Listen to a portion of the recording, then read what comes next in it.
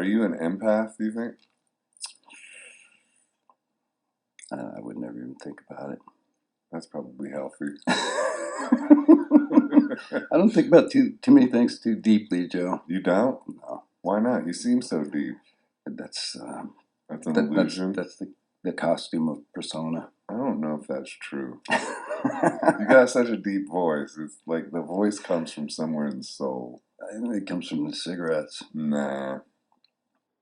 I recently got the book Sing Backwards and Weep by the late Mark Lanigan, which is one of the better musician biographies I've read. Lanigan was perhaps best known as the singer for the Screaming Trees, but also for Queens of the Stone Age, Mad Season, and an extensive solo career. As with just about any media I consume these days, whether it is a book, a film, a series, music, or an advertisement, I assume that it's all filled with lies, half-truths, propaganda, or has some sort of social political angle. While approaching Lanigan's book from this perspective, I discovered some information concerning Kurt Cobain that I thought was worth looking into further. If you've ever seen the film Kurt and Courtney, the film Soaked in Bleach, or if you've read any books on the subject of Kurt's death, you're no doubt familiar with Tom Grant, the private investigator hired by Courtney Love to, quote, find Kurt when he, quote, went missing around April Fool's Day 1994. As the story goes, Kurt was forced into a Southern California-based rehab facility for reasons I will not elaborate upon here. He arrived on March 30th and apparently snuck out the very next evening, April 1st. He caught a late plane to Seattle, and one of the first people he called when he arrived home was Mark Lanigan. At least that's according to his book. If you'd like to read the written version of these blogs, Mark Lanigan, Cobain, and Other Mysteries, Part 1 and Part 2, go to batshitcave.blogspot.com. You can either click on the side here and click on the dates. You see this was December here. Or if you go to the bottom of page 1, there's a link to page 2 right here. So what I did was I took specific statements Mark Lanigan made about receiving calls from Kurt around the time he died and things that occurred, and I put that next to Tom Grant's information, the investigator hired by Courtney Love to find Kurt Cobain, who ended up realizing that Courtney was probably involved in her husband's death. And I went to CobainCase.com. And there's this picture there. You can see that's Tom Grant. And this is a very useful page for anyone who's really interested, who really wants to investigate what happened here. And if you don't want to spend all this time, you're not big on researching, this is a really handy page here. If you click on Summary of Events, and you can see he just goes by the dates, March 26th, March 30th, April 1st, all the way up to the day they find Kurt's body, and then a few days after. And this is just really handy for people that just want to take, half an hour and just get really informed of what occurred, according to Tom Grant. So this story this story that I'm going to focus on, kind of begins back on March 3rd, 1994, where Cobain was hospitalized in Rome following an alleged overdose of painkillers. Now, according to Tom Grant, he doesn't think this was an accidental overdose. He believes this was an attempt on his life by Courtney, who put like a fistful of Rohypnol in his champagne. Now, Rohypnol, it's basically a date rape drug. It knocks you the hell out. So if you take a fistful of those, you're definitely, looking not to wake up ever again or anytime soon. So this quote-unquote Rome overdose was, I believe, the catalyst for a, quote, intervention that Courtney Love staged with some other people, which was kind of a joke because Courtney and some of these other people were all drug addicts themselves. So a bunch of drug addicts telling someone, hey, you need to go get clean. It's kind of silly. Kurt was planning on leaving Nirvana. Nirvana was going to break up. And Courtney did not want that to happen because, they were making big money. And that was important to Courtney. Wasn't as important to Kurt. Kurt was also in the process of divorcing Courtney Love. So, obviously she had a huge motive to, let's just be honest, knock him off, because then she gets all his stuff. And if he divorces her, she only gets half or less maybe. So an intervention is staged, and on March 26, 1994, Courtney actually goes to the Peninsula Hotel in Beverly Hills. So she's in Southern California during all of this while Kurt dies, supposedly. So on March 30th, Kurt and his best friend Dylan Carlson purchased a shotgun, the one he used supposedly to shoot himself. Kurt told Dylan he was afraid of intruders at the house. Walking out on the Lollapalooza tour was a business decision that would cost others a great deal of money also. I have reason to believe Kurt may have been intimidated into believing his life would be in danger if he failed to do the tour. So according to Tom Grant, this wasn't about suicide. This was about protecting himself because he was freaked out, because he was trying to walk out on all this money and people didn't like that. So the story makes sense. So that night, I guess, of March 30th, he then left, or during the day or at some point, left Seattle to go to a rehab center in Marina del Rey, California, near Los Angeles.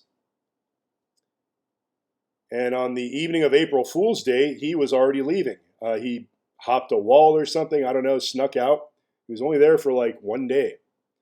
Kurt arrived in Seattle early Saturday morning, April 2nd, and was taken to his house on Lake Washington by a hired driver. Lake Washington is the house where his gun was at.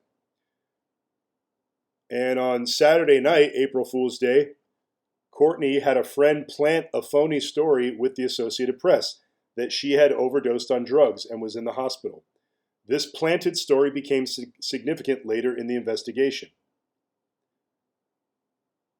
Now, Tom Grant believes that Cobain actually died the next day, Sunday, the April 3rd. And that has significance to the fact that Courtney had a fake story planted in the press about her overdosing, because the idea was that she was going to say, oh, it was a suicide pact, but I survived and Kurt didn't. Let's cut over back to Mark Lanigan's book. One day in early April of '94, I was lying on my tattered, cigarette-burned sofa, chain-smoking and watching stupid soap operas on TV with the sound off, when my phone rang. As was my normal routine, I let the answering machine pick it up and waited to see if whoever called would leave a message. Hey man, it's Kurt. I'm back in town. What are you doing? Come on over and listen to records with me. I thought about it for a minute. Though I loved Kurt, I knew I wasn't calling back today. A, I had quite a bit of cash at the moment and plenty of dope, so the thought of possibly running up to score for him was a drag. And B, I assumed Courtney would be there. I'd become conditioned to steer clear of their house because every time I'd been there in recent months, some kind of drama would erupt between the two of them. It unfolded like some dreary sitcom joke. Courtney would be uncomfortably friendly to me in front of Kurt till she finally triggered an outburst from him. So I blew Kurt off because I didn't feel like playing the pawn in a fucked up chess game that particular day. He called twice more over the next couple hours. Despite the gnawing feeling that I was the world's shittiest friend, I never picked up. Just continued to lie around the place in dirty boxers and the stained robe a stripper girlfriend had left in my bedroom, imagining myself a modern-day Oscar Wilde, listening to a Stranglers record and staring mindlessly at the silent TV screen. I was oblivious to the gathering storm headed in my direction. Late in the afternoon, I got a call from the entertainment lawyer I shared with Kurt, Rosemary Carroll, an extremely smart, no-nonsense woman who happened to be the ex-wife of celebrated writer-musician Jim Carroll. Mark, if you know where Kurt is, you need to tell me now. A couple minutes later, another message. If he is at your apartment and you're not telling me, we're going to have a problem. I called her back to assure her I wasn't hiding him. Mark, she said, I don't think you realize what's going on. He checked himself out of rehab yesterday, flew back to Seattle today, and now nobody can get in touch with him. He's probably fine, Rosemary. Don't worry. I'm sure he'll check in soon. In fact, I had not known what was going on. A highly publicized overdose earlier had been posed to both Dylan Carlson and me as accidental, and only much later was it revealed to us as a suicide attempt. I had also not known he'd left rehab and come home on the same day he called me. I called Kurt. No answer. I called our mutual friends, but no one had heard from him. I began to wonder if something was really wrong. I chastised myself for not answering the phone earlier, but I told myself, how could I know? How could I know what was really going on? How could I have known Courtney wasn't even there? How? How? How? First of all, Mark Lanigan told Rolling Stone magazine in 94 that he hadn't heard from Kurt, and he said that other people hadn't heard from him either. And in his book, he says that that was a lie, that he lied to the press. So are we supposed to believe him now when he says that he actually got a call from Kurt and goes into all this detail? I suppose it's plausible enough. Maybe for whatever reason, he just didn't want to deal with talking about it and just told the press, nah, I hadn't heard from him. Or was he telling the truth and now he's lying? You know, we could guess all day. Who knows? But that's important to keep in mind when you're reading this part of his book. Now, what he said about the Rome incident, he said that initially him and Dylan were led to believe that the Rome incident was an accidental overdose. It was only later, I assume after Cobain was dead, that they found out the fact that it was an actual suicide attempt. So Lanigan is assuming that that's an established fact, that it was a suicide attempt, which that goes right along with the mainstream narrative. But here's the thing. Tom Grant believes this was an attempt on Cobain's life, and Tom Grant noted that the media didn't start calling that incident a suicide until after Kurt Cobain was dead. So it seems kind of obvious that this was done to support the suicide narrative because of the timing of it. And it makes me think of the Chris Cornell thing. You know, when Chris Cornell died, he seemed to be doing just fine for years leading up to that. I mean, people who knew him didn't see it coming, okay? But then all of a sudden, within 12 hours of Chris Cornell being dead, and everyone in the news media claiming it was suicide, all of a sudden, all these stories kept coming up about how suicidal and depressed Cornell was, and how plagued he was with these demons. It all sort of pops up out of nowhere after he's already dead to support the narrative. So I don't think we can ever overemphasize how evil the media is. Now, according to Tom Grant, Mark Lanigan and Dylan Carlson both told him that they didn't believe Kurt was suicidal at that time. So I'm wondering, is Mark Lanigan saying that he didn't know that the Rome incident was a suicide attempt until after Kurt died to sort of make an excuse for the fact that he told Tom Grant that he didn't think Kurt was suicidal? I'm just wondering if that's why that bit is in there. The next day, someone in the Nirvana camp asked if I would go with Dylan to some Capitol Hill dope houses to see if Kurt was hanging out in any of them. A private investigator Courtney had hired named Tom Grant picked us up. With money he supplied, we went from place to place, buying drugs and looking for Kurt to no avail. He couldn't be found. After we had gone to the spot of every last dealer we could think of, Grant drove us to Kurt's house near Lake Washington. We went from room to room calling his name, but there was no answer. I went outside to smoke a cigarette and stood at the bottom of a flight of stairs that led to a small room above his garage. For a moment, I thought about going up and taking a look. Just then, Dylan and Grant walked out, ready to leave. I knocked the cherry off my half-finished smoke and put the rest in my coat pocket. For a brief second, I had a terrible premonition, but I shook it off and got in the car, eager to just get home and do my share of the heroin we had bought. A day or two later, Rosemary called me, her voice shaking with emotion, and delivered the news. Kurt's body had been found in the small room above his garage, the same room at which I had stood at the foot of earlier, the victim of an apparent suicide. The medical examiner judged his death to have taken place the same day we were at the house looking for him. I hung up the phone and burst into tears of remorse, self-hatred, and mountainous grief. I knew I would never get over his death. It would shadow me until the day I died. Now, Mark Lanigan seems to have his dates really mixed up here because he said that someone from the Nirvana camp contacted him and picked him up and drove him around Seattle the day after Kurt, quote unquote, went missing. Now, the day that Kurt went missing would have been April 2nd, okay?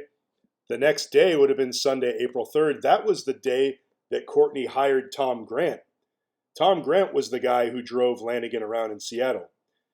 But the problem is, both Courtney and Tom Grant were in Beverly Hills that day.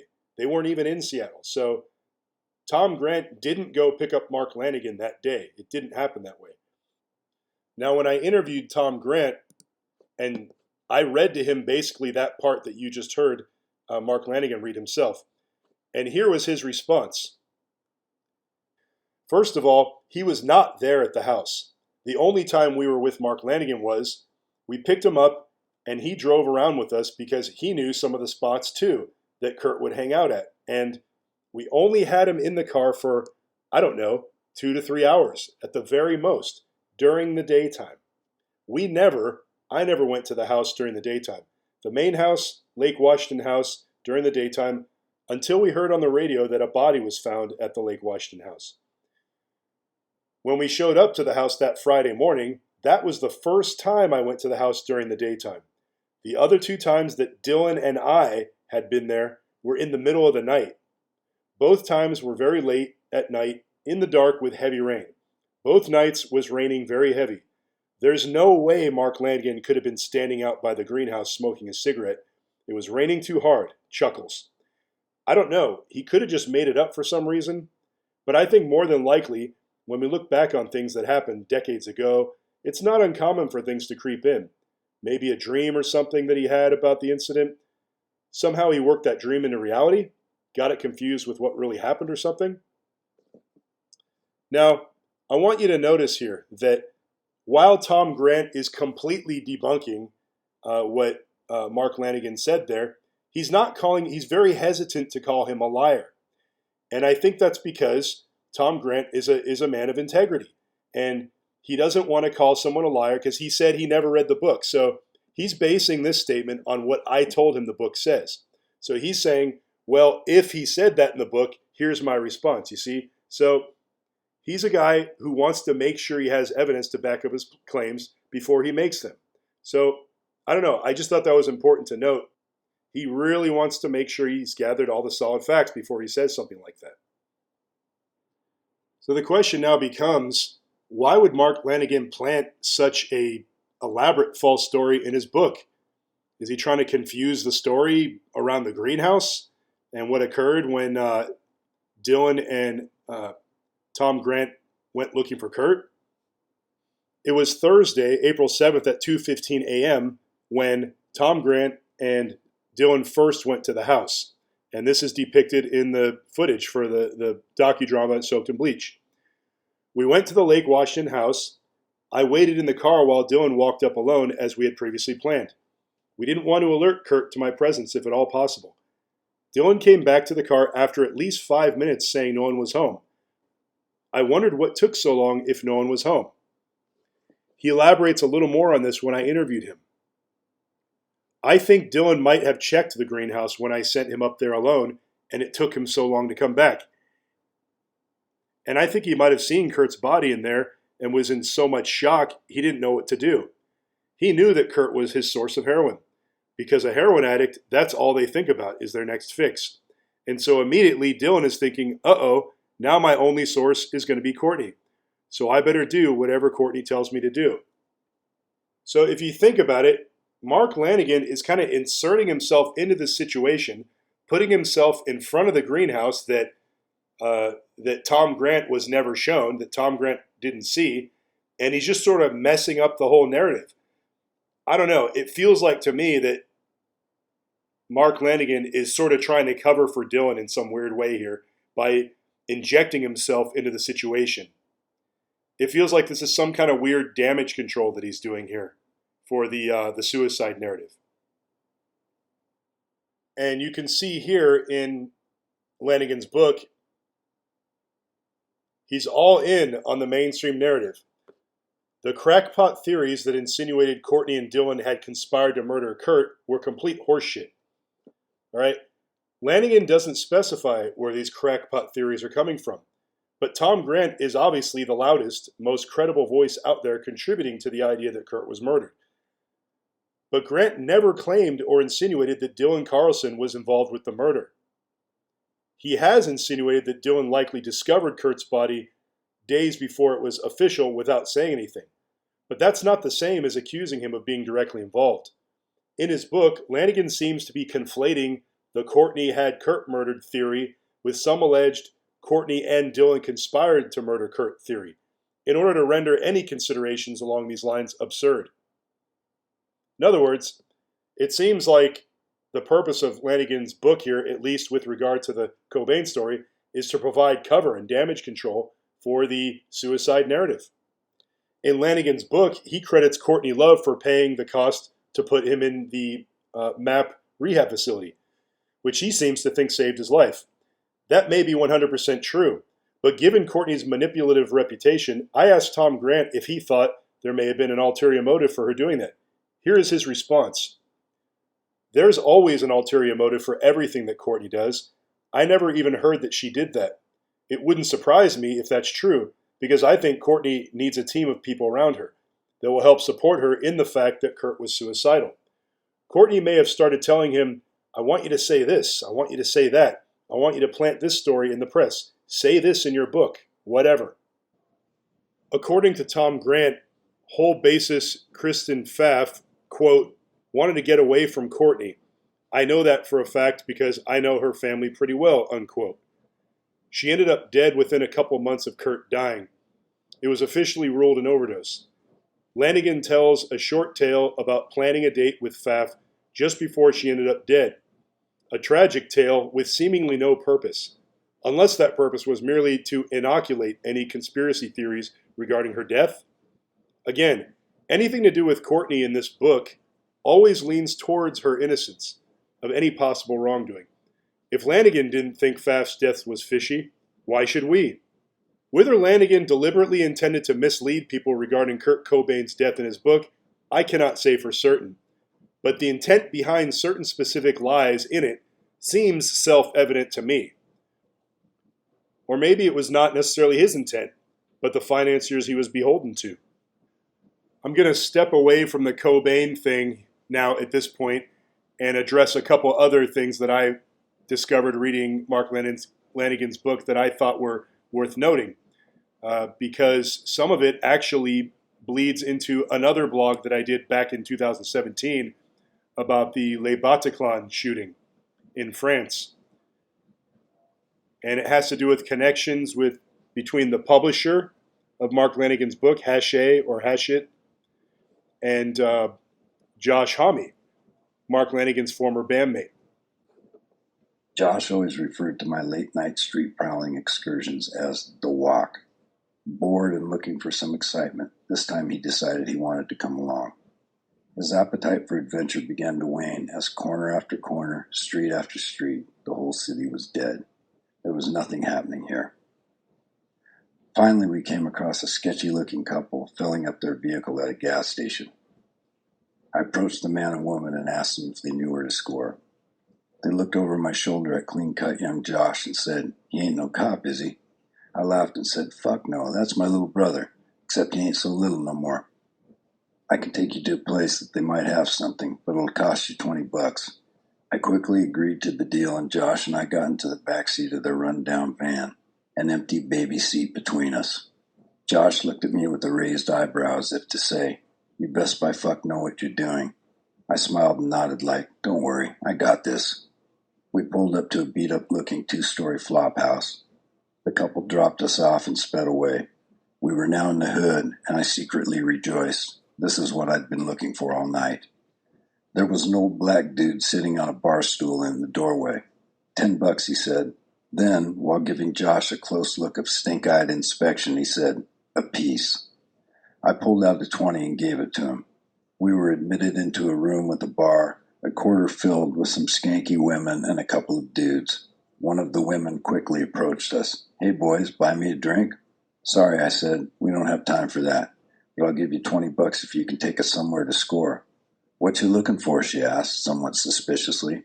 "Dog food, heroin." "Well, I don't fuck with no heroin, but I know where you can get some rock." That was fine by me. I didn't care what I got as long as it would change my mood. "Come on upstairs with me." We began climbing up a couple flights of stairs behind her. At the end of a long hallway, she took my $20. Hang on a second, she said. Let me check it out. As we waited outside, Josh whispered in my ear, Dude, these motherfuckers better not rob us. Fuck no, bro. Don't worry, it's all good. After a minute or two, the door opened. Our guide stuck her head out and said, How much you want? I told her I only had enough for a $20 piece. In any strange and potentially hostile environments, I knew better than to indicate I had more than $20 on me until I had sussed out the situation and tried the wares. Anything else was an invitation to get burned, or worse. Come on in.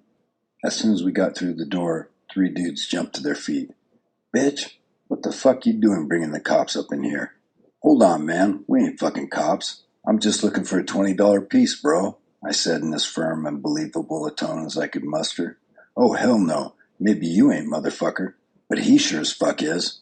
He was pointing at Josh. At that moment, I realized my folly in bringing a tall, young, strong-looking kid along.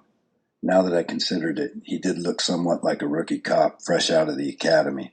I then saw Josh, who was standing slightly in front and to the left of me, slipping his left hand into his back pocket, reaching for the switchblade he always carried there. If the knife came out, this wasn't going to end well. I softly put my hand on his right shoulder. He was so electrified and put on guard by this confrontational scene that I felt him instantly tense up as though I'd touched him with a cattle prod. Sorry, guys, my mistake. We're leaving. Yeah, get the fuck out of here, you fucking narc, and take your motherfucking cop with you. Don't you ever come back up in here or I'll kill you, nigger. The guy on the left there, that's Josh Homme. He's the one who accompanied Mark Lanigan on his little adventure that you just heard about. The guy next to him is Jesse Hughes. The two of them later, years after the incident you just heard about, formed a band called the Eagles of Death Metal. This is a promotional poster or a promotional photo for the Eagles of Death Metal.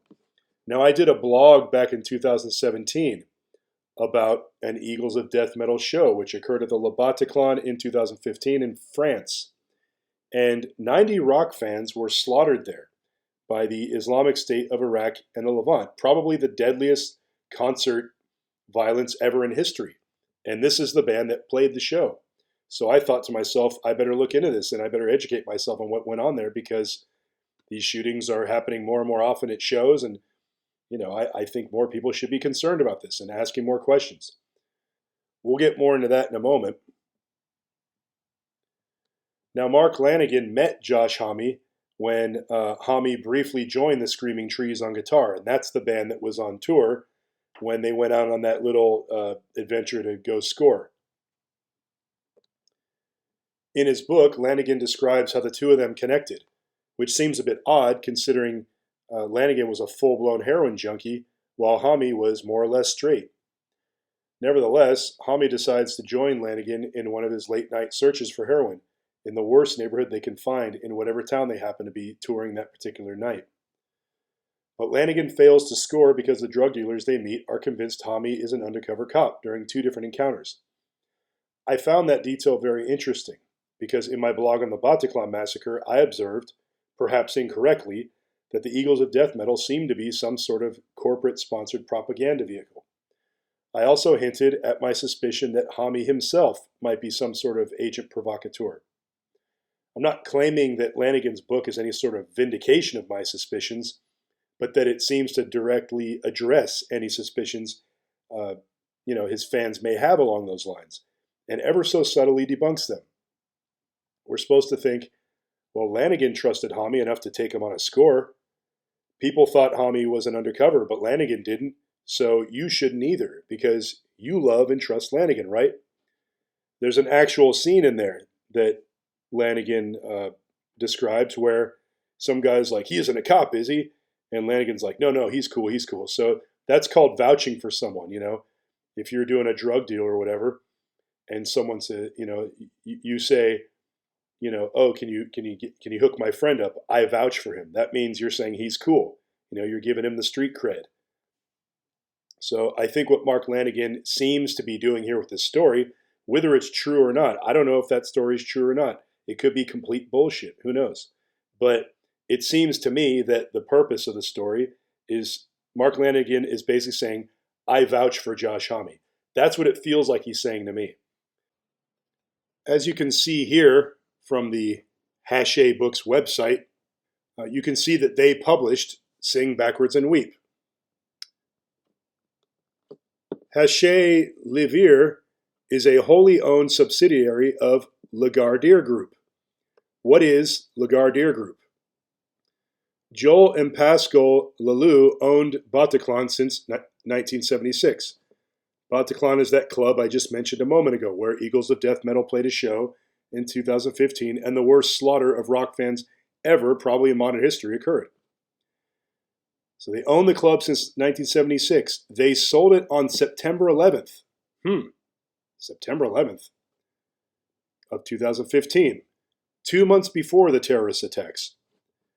Lagardère Sports and Entertainment bought 70% of the Bataclan company from its owners. Lagardère, the company that Haché Publishing is a subsidiary of. The largest shareholder to the Lagardère Group is the Qatar, a known financier of the Muslim Brotherhood, and has long been suspected of funding ISIL. This was exposed towards the end of 2016 via WikiLeaks, and reads in part that Qatar and Saudi Arabia were providing clandestine financial and logistical support to ISIL. So wait a minute, what did I just read to you? Are you telling me the company that Lagardère, that basically bought the club 2 months before the terrorist attacks, are owned by the Qatar, who also fund the Muslim Brotherhood, the ones that claimed credit for the slaughter? I mean, what does it mean when the owners of the club and the ones who shoot it up are both working for the same entity? What does that mean? What on earth could that possibly mean?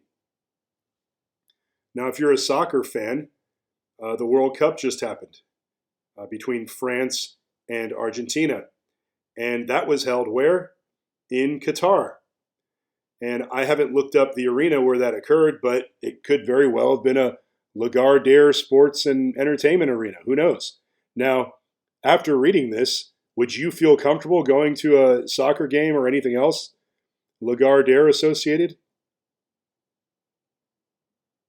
We got to start looking at these kinds of things. You know, the Mandalay Bay shooting, Mandalay Bay is owned by MGM. MGM Grand was the owner of the hotel where Chris Cornell died that same year that the Mandalay Bay shooting occurred. We got to start making these connections. We got to start digging a little deeper here if we want to solve these crimes. Now, this was posted by Bands in Town, November 16th, 2015. Because of our position in the music industry, we have direct ties to what has happened in France. Eagles of Death Metal are one of our own artists. Bataclan is owned by one of our shareholders, Lagardère Group. One of our own family members, who is also an artist manager, has worked with victim Nick Alexander on tour. I've gathered this information here mostly just to keep public record of it out in the open, for possible further use in connecting dots in the future.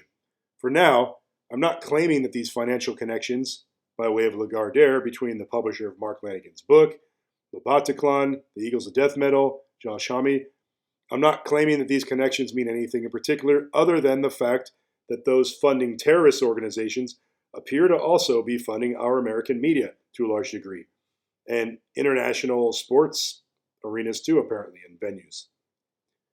Now, I mentioned earlier that while the Eagles of Death Metal were the band playing Le Bataclan when that horrible massacre occurred, Josh Homme wasn't there. According to a New York Times interview, Homme had planned to be on stage at the show but changed his plans. I wasn't there by a stroke of fate, he said. In that article, there is no particular explanation as to what this stroke of fate was. Now, to be fair, Homme didn't always perform with Eagles of Death Metal, but one would think he'd want to be very clear and explain why he wasn't present for this particular show, just to assure the more conspiracy-minded people that he didn't have some kind of heads up as to what would occur there. People like his own bandmate, Jesse Hughes, from Rolling Stone magazine. Hughes said he felt something was amiss when he first arrived at the venue, and noted the security guard for the backstage area didn't look at him. I immediately went to the promoter and said, "Who's that guy? I want to put another dude on," Hughes claimed. And he goes, "Well, some of the other guards aren't here yet. And eventually I found out that 6 or so wouldn't show up at all. Seems rather obvious that they had a reason not to show up." So apparently Jesse Hughes later apologized for saying that. But, you know, Josh Homme's own bandmate is asking questions why certain people didn't show up. But yet he's not addressing the fact that his own drummer didn't show up, Josh Homme. I'm sure he knows very well why Josh Homme didn't show up, but I don't. I don't think they told the public that at all anywhere. But, people are too busy being told how to perceive things, and they're being discouraged and being branded conspiracy theorists for asking questions, for just having critical thinking at this point. You start thinking too critically and it contradicts too much of the politically correct narrative, and you start getting canceled. This is a big problem and it needs to stop. In this last section, we're just going to look at some symbolism here. Here's Jesse Hughes with his wife, girlfriend, whatever, Tuesday Cross. And that's not her real name. I guess she was a porn actress at one point, and that was, I guess, her porn name or something. Cross. Somehow I don't think that's in the, holy Christian I love Jesus sense. I guess her real name is Marina Cardenas, but if you Google that name, someone else comes up, a more famous person than her. It's kind of interesting. If you look at that, maybe there's a connection. I don't know. Jesse Hughes was nicknamed the Devil by Josh Homme. Supposedly when he was, I think, 13 years old or something silly like that.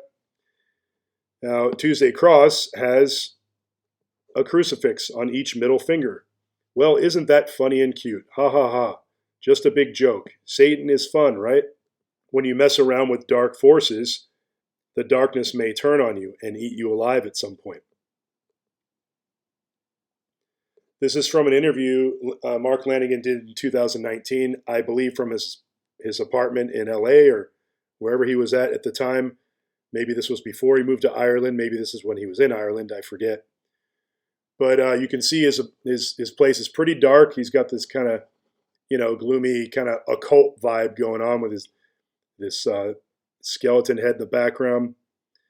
And one thing Mark Lanigan really hated, and he says this in his book, is when people compared him to Jim Morrison. And I think the reason he hates it so much is because, well, there's a pretty big similarity at times.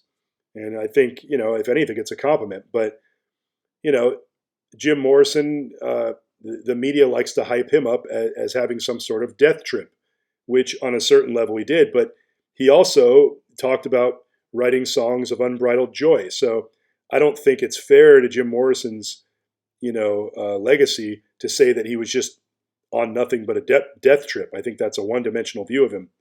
But Mark Lanigan, after you're done reading his book, sure seems like that's the trip he was on. And Lanigan has this weird tattoo on the back of his hand, which is it an upside-down cross or is it a regular cross? Is this blasphemy? I mean, if he's flipping you off, he's also throwing blasphemy at you. I don't know why he'd want to do that. I guess it's just, ha ha ha, funny. Who cares? We don't believe in God anyway. So blasphemy is okay. Tuesday Cross, on the other hand, she has it stamped right in the middle of her chest. Almost like Iron Man, like that little power circle in the middle of Iron Man's chest that gives him his power in his heart. Well, for her, I guess she feels that blasphemy is the source of her power or something. But I don't know. When I look at this, it doesn't make me think of someone who's all about freedom and doing what they want. It makes me think of a slave who got stamped by Satan and who said, "You're my bitch, and I'm going to traffic you, and you're my slave, and I'm going to do whatever I want with you." That's what that stamp looks like to me. It looks like a stamp. Doesn't look like a tattoo to me. Now, it's really strange how similar these two tattoos look, because although they don't look exactly the same, if you look at these little points up here, it looks like there's 1, 2, 3 points, like a trident. And hers has exactly 1, 2, 3 points as well. I'm not going to make a big thing out of this. I don't know what it means. I just happened to notice that and thought it was really freaking weird. And Tuesday Cross, having crucifixes on her middle fingers, when she's flipping the bird, she's also flipping blasphemy at you every time. You know, a lot of these people say they don't believe in God, but it's like, if you don't believe in God, why are you praising Satan so much? Why do you hate Jesus Christ so much? You know, you got to wonder. People's actions speak louder than their words sometimes. Now, towards the end of his career, Lanigan put out this album, Somebody's Knocking, and it has this creepy door knocker on the front. He talks about this door knocker in that interview. The front cover is a picture of the door knocker on my studio. We got it from someplace, and the guy said, I have to tell you that this thing is supposedly is cursed. So we bought it immediately. Ha ha ha. Cursed? Fuck yeah. If anything's cursed, we're definitely in the market for it. And Mark Lanigan's last book was this one, Devil in a Coma. And look at the publisher, White Rabbit. And their logo looks just like the Eye of Providence, just like the CBS logo, just like the eye on top of the trapezoid on the back of the $1 bill. Wonder what that means. I wonder who's in charge here of all this stuff, of Mark Lanigan's output. Now, this book is about Mark's struggle with COVID-19 when he caught it. And he almost died, but he didn't die. He actually survived. And of course, in the end, he's all about the vaccine and, you know, all about supporting the mainstream narrative. You know, I don't know. I don't get it.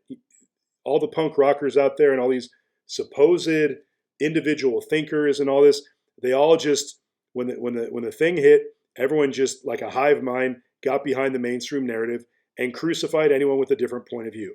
You just got to love the hypocrisy of how, you know, we think for ourselves, and then all of a sudden, oh no, you know, we all think the same, and if you think different, we're gonna, you know, cancel you and crush you. You know, it's just kind of sad that someone like Mark Lanigan fell right into that. But I guess you can't blame him because he did almost die. But then he did die shortly after that, after he moved to Ireland. Now, because he died outside of the United States, you know, I can't go and order. There's no Freedom of Information Act, you know, investigative reports or medical examiner reports that I can pull because it's in another country. They never told us what the cause of death was. So if you happen to be in Ireland and you care about what happened to Mark Lanigan, you know, maybe do some homework on it. Find out what happened and let us know. Let the fans know what happened to their beloved icon, Mark Lanigan. Visit me on rumble.com. If you look up Joe Gilmore without the E, that's my channel.